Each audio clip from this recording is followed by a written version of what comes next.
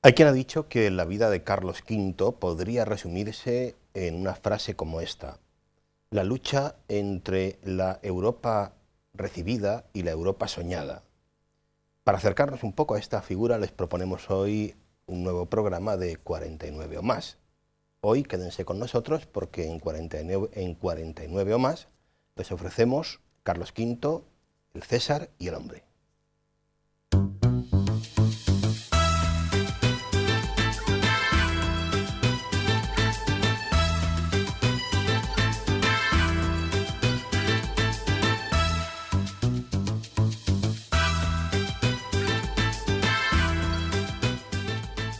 Saludos amigos, bienvenidos a una edición más de 49 o más, un programa que hacemos con un buen amigo de la casa, Antonio Rubio Muga. Bienvenido, Antonio. Muchas gracias, aquí estamos una vez más para una biografía bastante interesante.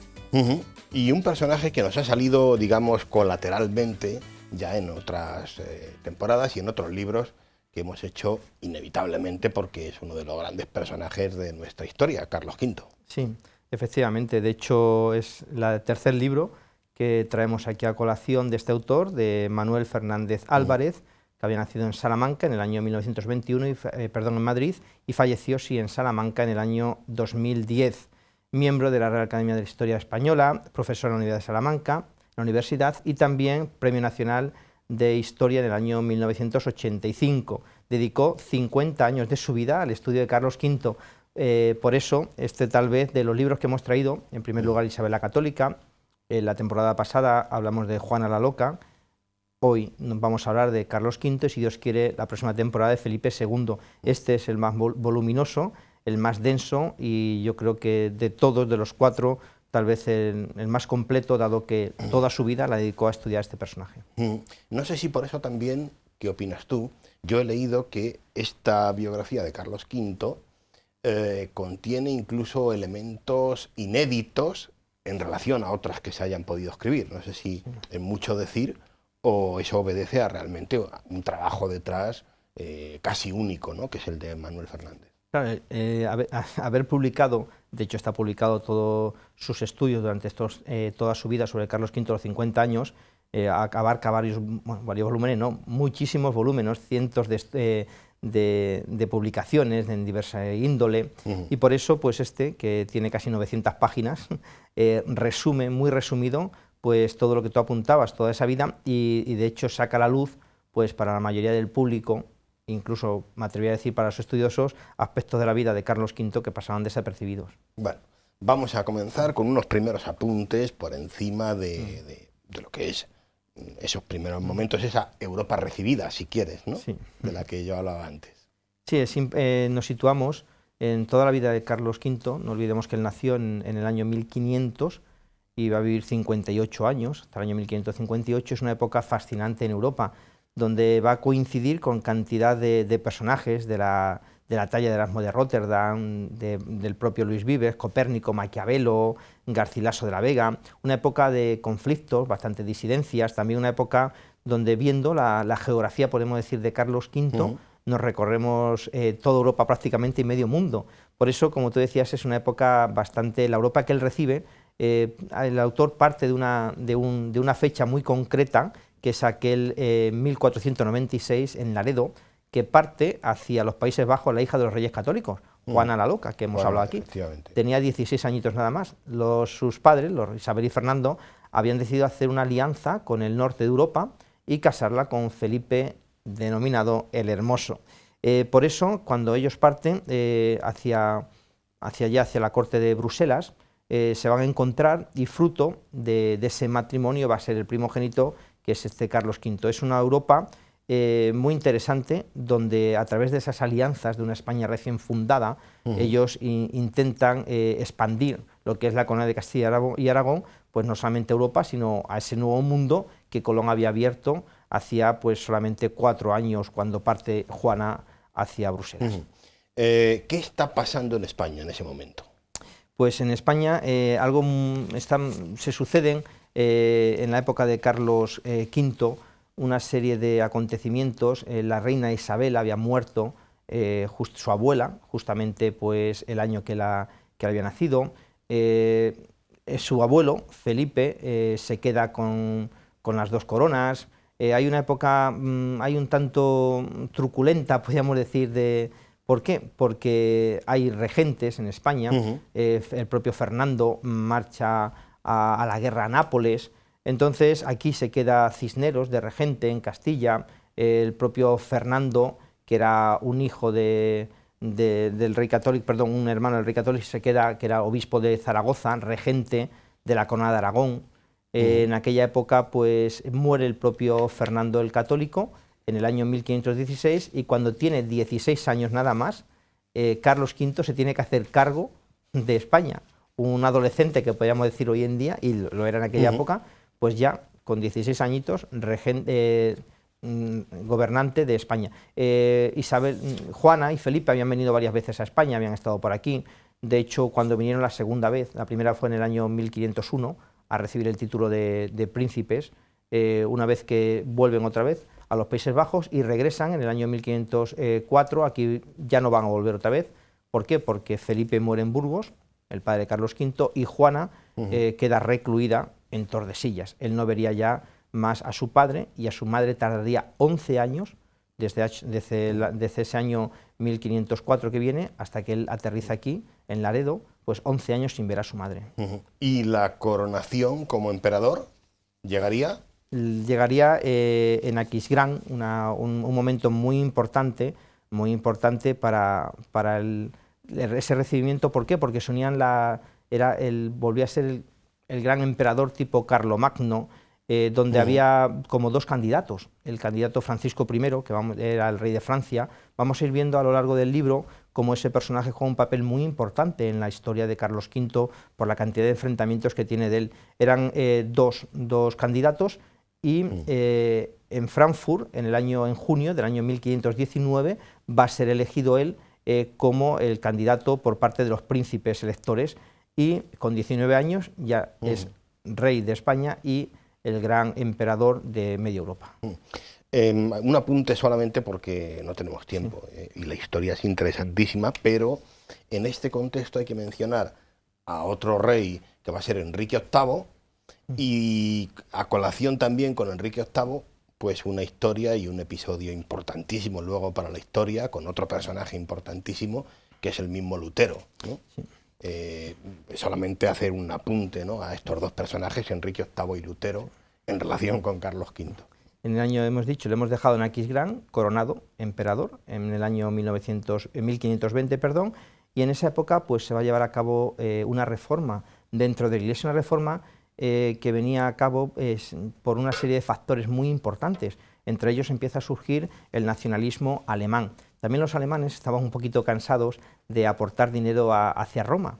Y en tercer lugar, importante, era la reforma de la vida religiosa. Todo eso va a ser lo que va a llevar a Lutero, aparte de que él, podríamos decir, la angustia por la salvación que vivía, la salvación no va a venir por la fe, va a llevar a separarse de la Iglesia. Va a haber, toda la vida también de Carlos V va a ser erigirse como el emperador defensor del cristianismo frente en este momento a Lutero, frente a la herejía protestante y en un momento lo vamos a ver más adelante también frente al avance musulmán de los turcos. Importante también Enrique VIII, porque también la Iglesia anglicana que surgirá también y la alianza que va a llevar a cabo a través del matrimonio, veremos después, de su hijo Felipe II con una hija de Enrique VIII. Bien.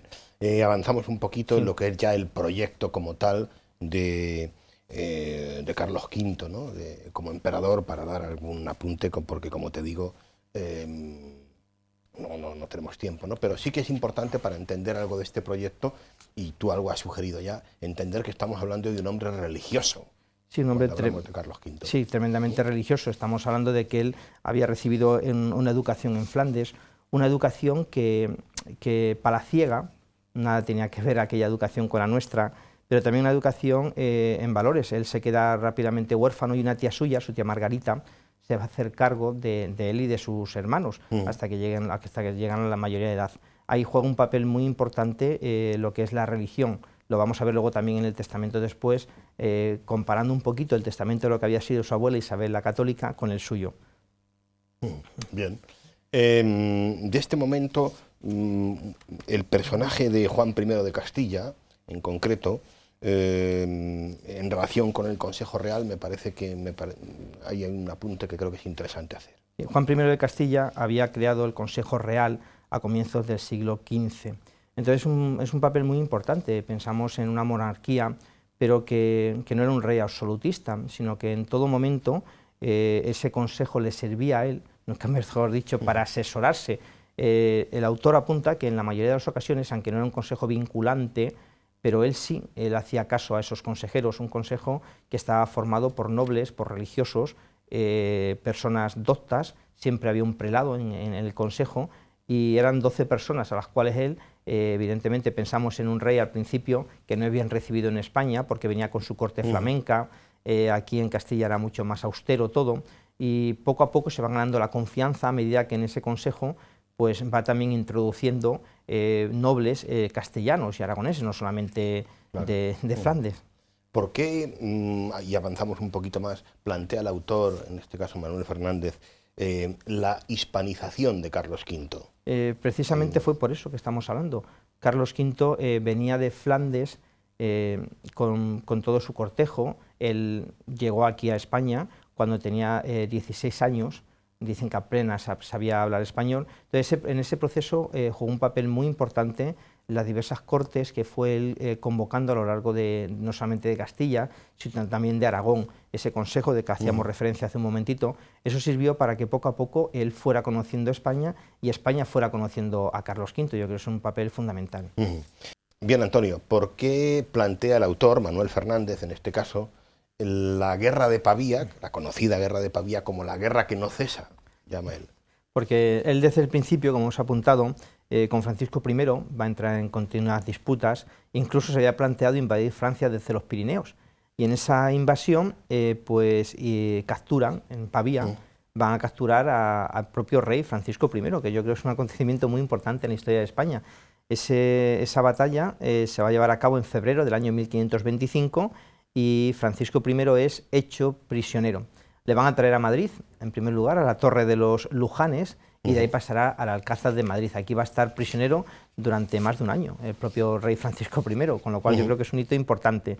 Va a haber un tratado, que lo llaman el Tratado de Madrid, donde pues, va a pedir una serie de requisitos, no accede, y bueno, poco a poco se van suavizando. Evidentemente tener un rey prisionero en Madrid no era cualquier cosa, aunque fuera en aquella época, y entonces ese tratado data del 14 de enero del año 1526, y lo que es los devatares de la vida, mira por dónde al final, para suavizarlo, Francisco I se va a casar con una hermana, la hermana Leonor de Austria, de Carlos V, y ¿sabes dónde se casaron? Pues no sé dónde se casaron. Un dato que desconocía, en Illescas. Vinieron a casarse en Illescas el 20 de febrero. En Illescas, en la Caridad. No se sabe. No se sabe, no lo pone, pero en la parroquia, ¿no? En el año 1526. Ese día se casó Francisco I, rey de Francia, prisionero con la hermana Leonor de Carlos V. Bueno, no tenemos mucho tiempo y hay que seguir haciendo mención, pues yo creo que acontecimientos bien relevantes. Aquí plantea seguidamente luego el autor el dilema de las bodas imperiales. Esa serie de, claro, todo el coste que llevaba las campañas imperiales de Carlos V era un coste económico muy elevado. Entonces él al final pues tenía la opción de un matrimonio con María inglesa o con Isabel de Portugal. Al final pues se casó con Isabel de Portugal, y la dote, para que nos hagamos una idea, que aportó Portugal a la boda, al cambio de euros, estos fueron en total 565 maravedíes de dobla, 900.000 dobles, y para que nos hagamos una idea, 30 millones de euros aportó Portugal como dote. No está mal, ¿eh? No está mal ni para aquella época ni para ahora. Al cambio, más o menos, el autor hizo un estudio en este año que publicó el libro es del año 1999, y luego ya lo pasó eran 5.000 millones de pesetas, pues unos 30 millones de euros. Bien. Bueno, ahora vendrían una serie de episodios que tenemos que mencionar, yo creo que un poco por encima. Todos son un poco, podríamos decir, lúgubres o tétricos, porque tienen que ver con guerra, ¿no? Sí. Desde el saqueo de Roma, que ya nos ha salido aquí en varias de nuestras historias, ¿no? Hasta, si quieres, pues ya meternos en las cruzadas, ¿no? Pero bueno, te dejo que hacemos una pincelada de estas dos cosas, si quieres. En Francia derrotada, pues tiene que buscarse una serie de aliados. Esos aliados va a ser incluso Inglaterra, Venecia, el papado también se va a aliar, el Papa Clemente VII, y van a realizar una liga anti-imperial, que incluso va a llegar a aliarse con ellos el turco. Entonces, ¿esto que lleva? Que el ejército de Carlos V entra por el norte de Italia, se va haciendo con ciudades y llega incluso a Roma. Un ejército de 25.000 personas. A la entrada de Roma muere el capitán del ejército español, que era el duque Borbón. El ejército queda completamente pues, desasistido de ese mando. El Papa tiene que refugiarse en el castillo de Sant'Angelo, y aquellos 25.000 personas, pues el famoso saqueo de Roma, que ha aparecido ya en más de una ocasión. Le habían pedido un rescate bastante elevado. El Papa, Clemente VII, ofreció la mitad, y al final pues Carlos V no quedó otro que liberarle a través de lo que se denomina, muy curioso, la paz del Tratado de las Damas, la paz de las damas, porque firmó el tratado María de Saboya, que era la tía del emperador, y Luisa de Saboya, que era la madre de Francisco I, el de Francia. Bien, y te decía que creo que en el contexto de este hombre profundamente religioso, que dice Manuel Fernández que era Carlos V, también hay que entenderle o verle como el gran cruzado. Había muerto su abuelo, Fernando el Católico, en el 1516, que había dominado el Mediterráneo. Entonces, a la hora con su fallecimiento, queda como un vacío en ese Mediterráneo, y Barbarroja, el famoso Barbarroja, se va a hacer con Argel y con Túnez. Esto va a suponer, sobre todo para Italia, que es una ofensiva por parte del turco, y Carlos V se va a erigir como el último gran cruzado, la cruzada contra Barbarroja. Importante, hablamos antes del dinero para financiar todas estas empresas.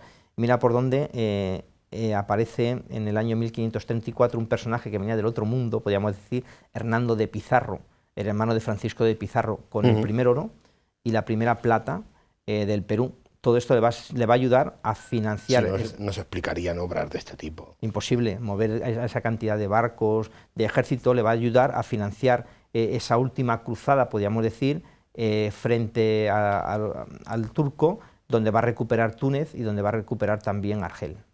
Bien. ¿Cómo son, ya pasamos un poquito, ¿no? Y avanzamos, y cómo van a ser los últimos años, podríamos decir, del reinado de Carlos V? Pues últimos años de acuerdos, porque él lo que quería era que la dinastía se continuara. Entonces decidió, pues con su hermano Fernando y con su sobrino Maximiliano I, en marzo, pues ya una serie de acuerdos para que de manera, podríamos decir, decía, sucesoria, se fueran alternando en el poder. Por eso los últimos años van a ser también un tanto convulsos para él.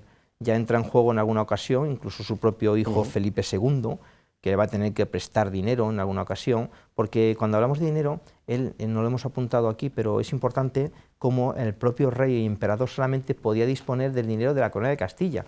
Hay un momento incluso donde pues, él se erige como, podríamos decir, el maestrazgo de las tres grandes órdenes religiosas que había en España, de Santiago, de Calatrava y de Alcántara. Él se erige como el gran maestre para poder coger las prebendas o el dinero de esas órdenes religiosas para financiarlo. Entonces es muy importante como en los últimos años nos encontramos frente a un rey, un emperador completamente arruinado, económicamente. Y quizá esa situación, digamos, de ruina, que es económica y a lo mejor un poco personal también, le llevan en un momento determinado y en una fecha determinada que cuenta el autor, hacer testamento. Sí, él hace un testamento cuando ve los últimos días de su vida, un testamento que cuando coge el de su abuela, Isabel la Católica, parte de lo mismo, es la invocación a la Trinidad. Habíamos hablado de la religiosidad de Carlos V, un testamento donde él echa la vista atrás antes y ve pues lo que es como grandes apartados, el apartado religioso, el apartado de política interior y el apartado de política exterior. En el apartado religioso pues llega incluso a poner cómo tenía que ser su entierro, dónde tenía que ser sepultado. Las 20.000 misas que decíamos que había encargado Isabel la Católica se quedan cortas y él encarga 10.000 más. Pero no solamente encarga 30.000 misas, sino que las deja pagadas en esa parte. Luego también importante, como en la política interior, pues había habido en Castilla todo aquello que había supuesto la guerra de los comuneros, que no lo hemos tratado, en el libro ampliamente lo hace, pues cómo él habla de la justicia, de la hacienda y de sus relaciones con la Iglesia, cómo ha intentado apaciguar todas esas guerras internas en ese testamento, y de política internacional, cómo pues ha intentado que no renunciar a ese bloque hispano-alemán, y va poco a poco segregando los Países Bajos, y la monarquía católica queda pues reducida poco más que a España. Y a partir de aquí hay un viaje determinante en toda esta historia, un viaje final, último, si quieres, a un lugar también emblemático, ¿no? Que nos entiende fundamental en Carlos V, que es Yuste. En octubre del año 1555, cuando él tenía 55 años, pues va a abdicar, y va a abdicar poco a poco, lo primero en los Países Bajos, luego va a abdicar la corona de Castilla de Aragón y después la corona imperial, y él decide, pues 2 años después, marcharse a Yuste. Como hemos dicho, no tenía apenas dinero, pues estaba construyendo su palacete, y en el año 1557 aparece en Jarandilla. Allí le va a ser recibido por el conde de Oropesa, que va a ser el que le reciba hasta que concluyan lo que va a ser su estancia. Una vez que estaba a 2 kilómetros prácticamente de Yuste, una vez que lo concluyen, va a hacer algo importante para que nos veamos una idea de la cantidad de personas que movía el emperador. Licenció, dice el autor, a todos aquellos que le acompañaban. Llevaba casi un centenar de servidores flamencos, casi un centenar, 99 alabarderos, que cuando ya no los necesitaba, cuando ellos son despedidos por el emperador, se quitan su armadura, la tiran al suelo con sus armas y deciden que jamás volverán otra vez a servir a ningún señor. Y se queda solamente con un pequeño séquito de 50 criados, que van a ser los que le acompañen a ese retiro en Yuste. Se ha hablado mucho, allí aparece el 3 de febrero del año 1557, va a vivir prácticamente 1 año y medio, el último año y medio de su vida allí. Se ha hablado mucho de fallecimiento, muchos hablan de la gota, la enfermedad que tenía, pero en aquella época, en aquella zona de la Vera, era muy frecuente el paludismo. La gota, con otro tipo de enfermedades, al final fue el paludismo lo que terminó con la vida de Carlos V, ese 21 de septiembre del año 1558. Bueno, pues una historia sin duda que merece la pena conocer. El libro es verdaderamente apasionante y está más que bien documentado. Es la propuesta que les hemos hecho hoy, amigos, en 49 o más. Antes de despedirnos, Antonio nos hace un último recordatorio con un texto que él ha escogido de esta biografía tan interesante. He querido coger los últimos días de la vida de Carlos V. Dice: los delirios cada vez son más frecuentes. En un momento de lucidez piden que le lean su testamento y afronta la cuestión de su enterramiento, que en principio desea que fuera en la iglesia de Yuste, debajo de su altar. Incluso pide que sea llevado allí el cuerpo de la emperatriz.